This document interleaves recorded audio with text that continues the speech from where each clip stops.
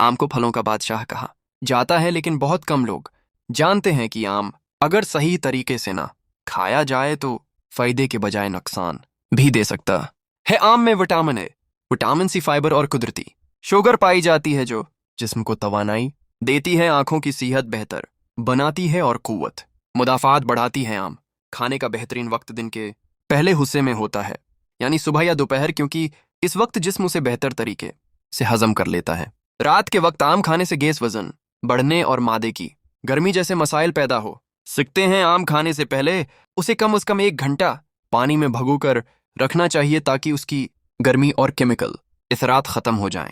उसके बाद आम को अच्छी तरह धोकर खाएं। एक वक्त में 1 या 2 आम काफ़ी होते हैं।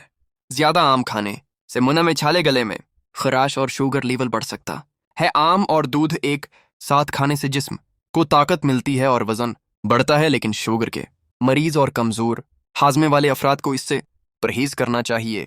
शुगर के मरीज, जल्दी एलर्जी वाले अफराद, मोदे की गर्मी और मोटापे के शिकार लोग आम कम मिकदार में खाएं। बच्चों को आम देना फ़ायदा मंद है, मगर मिकदार कम रखें और रात के वक्त न दें।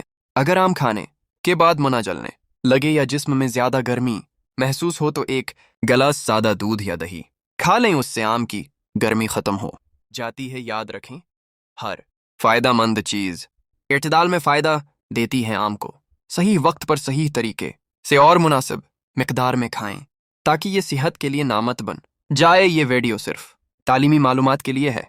किसी भी इलाज से पहले डॉक्टर से मशवरा ज़रूरी है। अगर आपको ये मालूमात मुफीद लगें तो वीडियो को लाइक करें, चैनल को सब्सक्राइब करें और अपने दोस्तों के साथ शेयर करें।